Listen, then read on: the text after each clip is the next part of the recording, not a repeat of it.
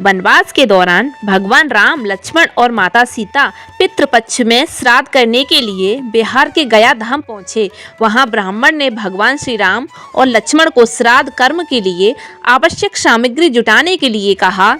इस पर भगवान राम व लक्ष्मण नगर की ओर सामान लेने के लिए निकल पड़े।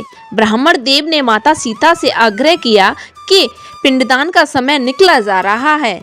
यह सुनकर माता सीता की व्यग्रता भी बढ़ती जा रही थी, क्योंकि श्री राम और लक्ष्मण अभी नहीं लौटे थे। इसी दौरान दशरथ जी की आत्मा ने उन्हें आभास कराया कि पिंडदान का वक्त बीता जा रहा है। यह जानकर माता सीता असमंजस में पड़ गईं। तब माता सीता ने समय के महत्व को समझते हुए यह निर्णय लिया कि वह स्वयं अपने ससुर राजा दशरथ का पिंडदान करेंगी।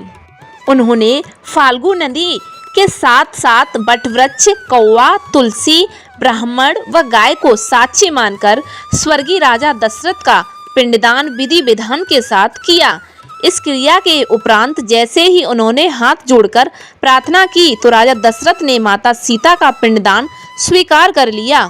माता सीता इस बात से प्रफुल्लित हुई और उनकी पूजा दशरथ जी ने स्वीकार कर ली है।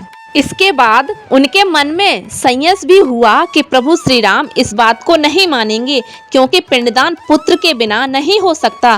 थोड़ी देर बाद भगवान राम और लक्ष्मण सामग्री लेकर आए और पिंडदान के विषय में पूछा। तब माता सीता ने कहा कि समय निकल जाने के कारण उन्होंने स्वयं पिंडदान कर दिया। प्रभु श्री राम को इस बात का विश्वास नहीं हो रहा था कि बिना पुत्र और बिना सामग्री के पिंडदान कैसे संपन्न और स्वीकार हो सकता है।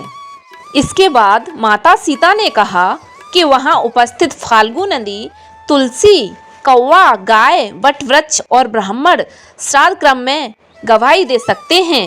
भगवान राम ने जब इन सब से पिंडदान के लिए जाने की बात सच है या नहीं पूछा तो फाल्गु नदी, गाय, कौवा और तुलसी और ब्राह्मण पांचों ने प्रभु के राम का क्रोध देखकर झूठ बोल दिया कि माता सीता ने कोई पिंडदान नहीं किया। वटवृक्ष ने सत्य कहा कि माता सीता ने सबको साक्षी मानकर विधि पूर्वक राजा दशरथ का पिंडदान किया है। पांचों साक्षी के झूठ बोलने पर माता सीता ने क्रोधित होकर उन्हें आजीवन श्राप दे दिया। फाल्गु नदी को श्राप दिया कि वह सिर्फ नाम की नदी रहेगी, उसमें पानी नहीं रहेगा। इसी कारण फाल्गु नदी आज भी गया में सूखी है। गाय को श्राप दिया कि गाय पूजनीय होकर भी सिर्फ उसके पिछले हिस्से की पूजा ही की जाएगी और गाय को खाने के लिए दर बदर भटकना पड़ेगा। आज भी हिंदू धर्म में गाय को सिर्फ पिछले हिस्से की पूजा की जाती है। माता सीता ने ब्राह्मण को कभी भी संतुष्ट न होने और कितना भी मिले उसकी दरिद्रता हमेशा बनी रहेगी, इसका श्राप दिया। इसी कारण ब्राह्मण कभी दान दक्षिणा के बाद भी संतुष्ट नहीं होता। माता सीता ने तुलसी को श्राप दिया कि वह कभी भी गया की मिट्टी में नहीं उगेगी।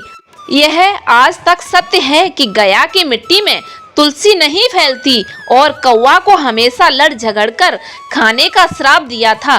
कौवा आज भी खाना अकेले नहीं खाता है। माता सीता ने जहां इन पांचों को श्राप दिया, वहीं सच बोलने पर वटवृक्ष को आशीर्वाद दिया कि उसे लंबी आयु प्राप्त होगी, वह दूसरों को छाया प्रदान करेगा। पतिव्रता स्त्री उनका स्मरण करके अपने पति की दीर्घ आयु की कामना करेगी। धन्यवाद दोस्तों, फिर मिलेंगे कल एक ऐसी ही वीडियो के साथ। तब तक के लिए हंसते रहिए, मुस्कुराते रहिए, कभी अपने लिए तो कभी